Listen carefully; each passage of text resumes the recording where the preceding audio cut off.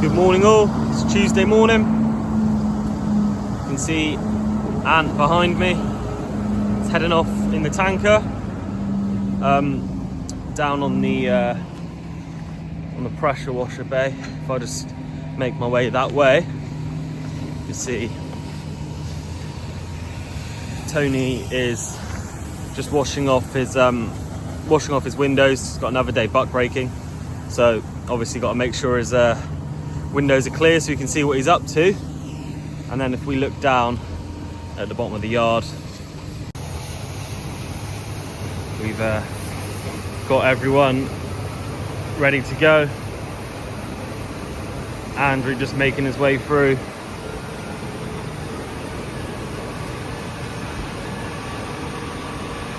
Lewis next to him.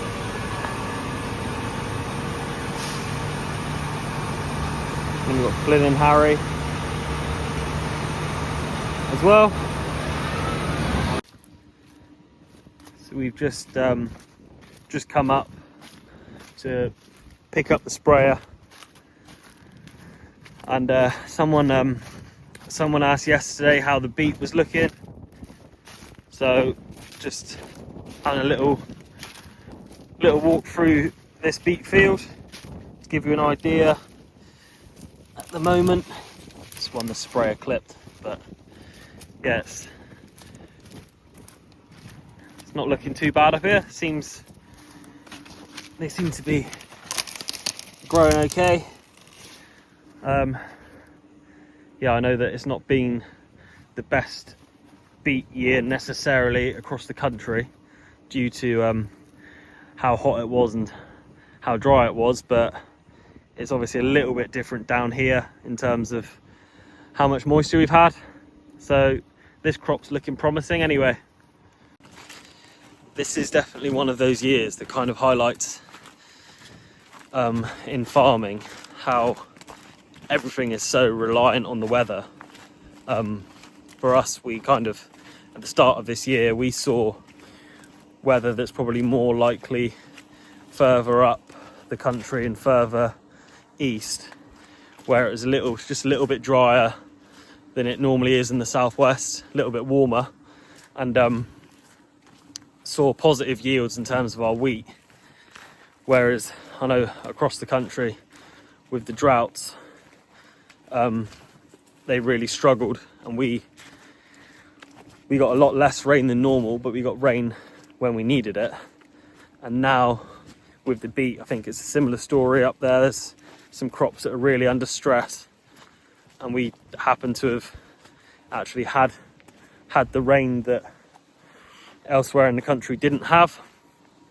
I'm just walking now into a maize field. I'll just show you what that's looking like. So this is some of our later drilled maize.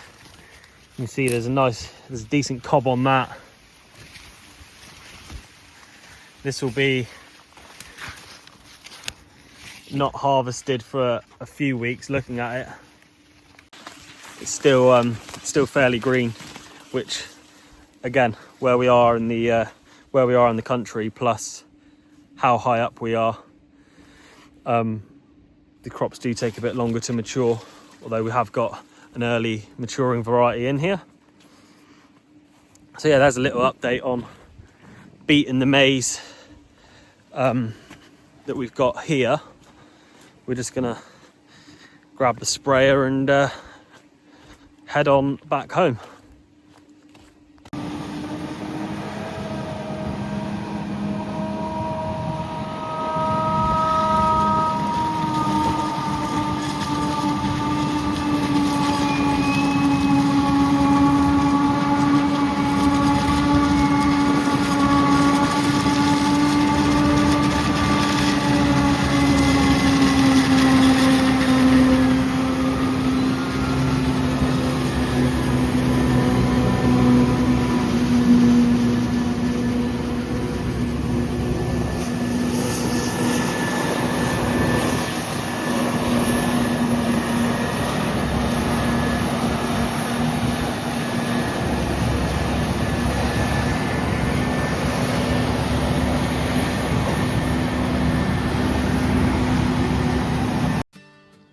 So we've got the drone up in the air now. This is on farm near Crediton for a good customer of ours, a long-term customer. Will filling up this trailer, and shortly you'll see that Dad, or Steve to you guys, is out on trailers as well, just making his way up the field there, driving a 250 today. And yeah, we'll see in a sec that Dad likes to keep the chopper going, so we'll pull up alongside so that the forager doesn't have to stop and he can just shoot over that first trailer. You can see the weather's on our side at the moment this morning. And from above, actually, this crop looks a lot yellow / browner than it was from the ground. But yeah, it's definitely fit to go. The field next door's a little bit greener. As we come along this bottom headland and work our way back towards where I was at the gateway. So the farm was at the bottom of the hill that you just saw. It's got a short track and then a bit of a back road back to the pit. We'll have a look at the silage pit a bit later on. You can see the farm there in the background.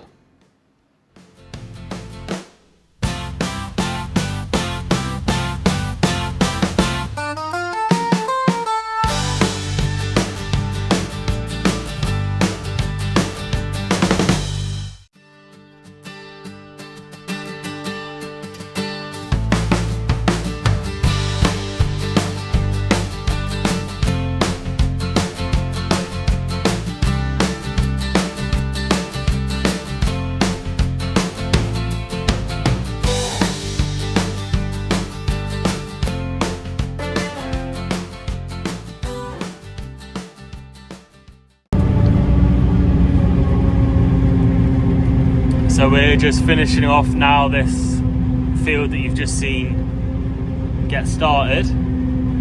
I've just realised I parked the pickup in the gateway to the other field, so I'm going to have to run over there in a minute so that I don't hold Will up for too long and he calls me names. Flynn's next to us at the moment. Dad's behind him, just waiting in the other 250.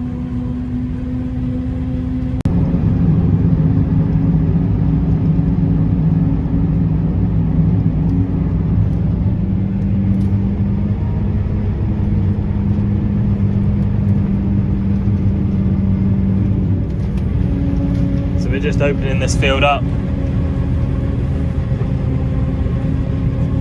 so you can see behind us we've got the next trailer waiting as well.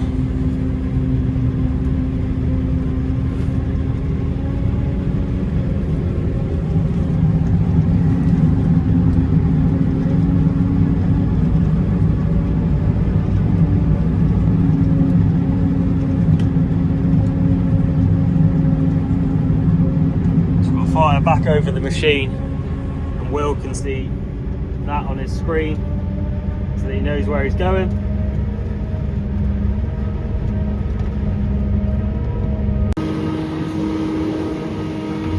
So back out of the cab now, just watch Will start this trailer off. So in this field from driving around, you can see the crop they're in now. Maybe 7 foot high, a bit taller. The crop, the other side of the brow of the hill is probably 2 foot higher again. So yeah, on top of the hill it's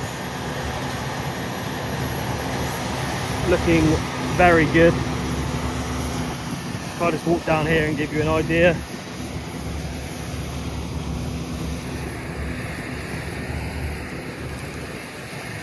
Yeah, even here I can't reach the top of it with my with my hand. For the area we're in, which is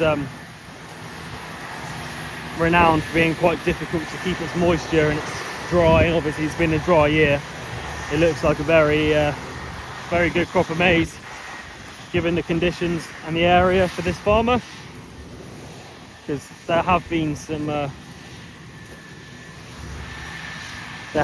sad looking fields this year.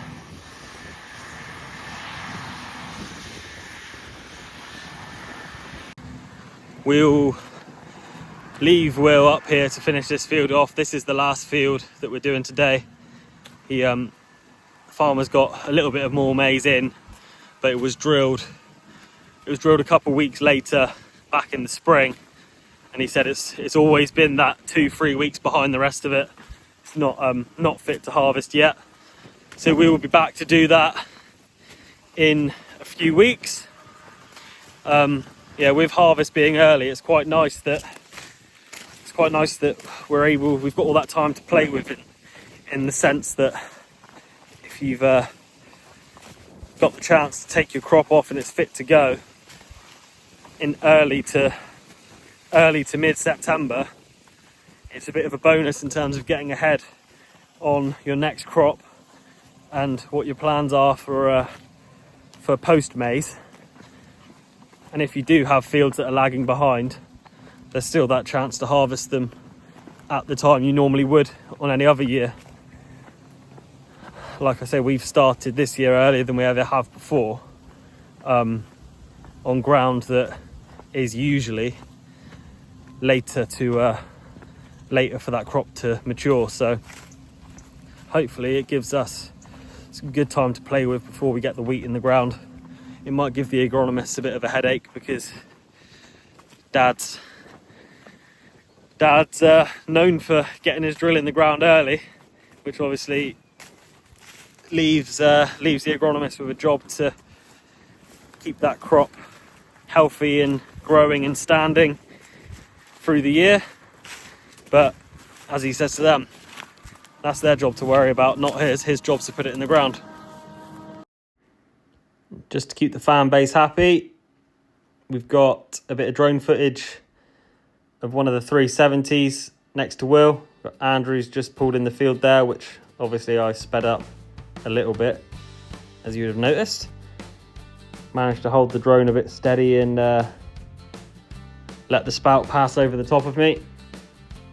Bit of a hairy moment, but you can see there's with the spout extension on for maize, there's plenty of space for me to fly my drone in between that gap, but I don't want to try it too often, because well, we all know why from previous experiences. We're just following Will and Andrew down around the steepest part of this field. Just going to get this bit taken off and work along that far headland up to the corner. Try and give you a few different views. As always, see the next trailer's already waiting, meaning that forager doesn't have to stop, which is handy. And we can get the crop off as quick as possible, as we did have some rain forecast within kind of half an hour to an hour of this point. So we wanted to make sure that the crop came off without that rain coming down, which is beneficial to us, obviously, working in the field, but also the farmer for his the quality of his silage.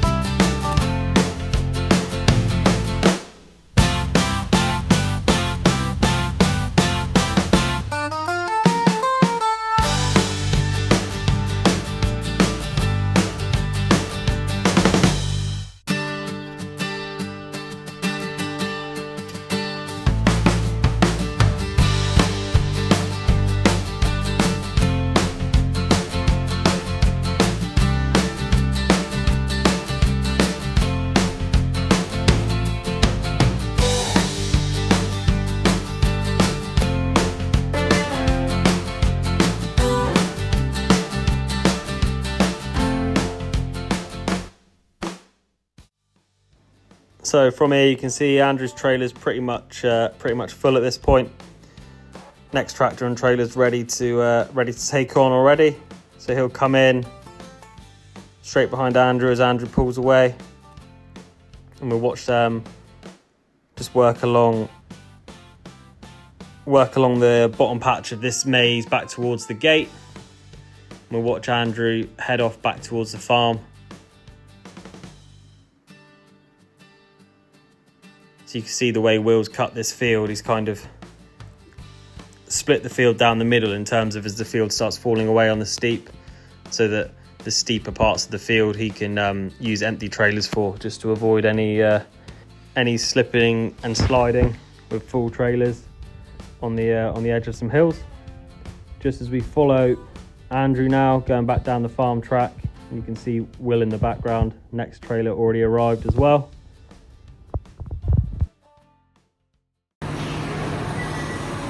And an update from the silage pit. You can see it's pretty full.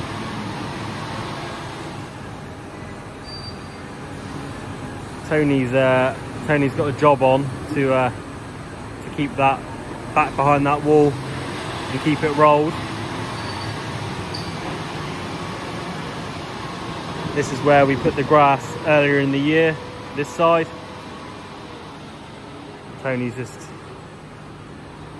being kept very busy.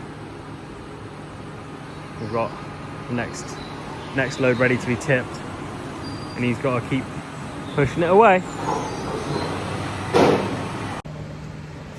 So we sorted out that customer's maize. Just a little dolly update.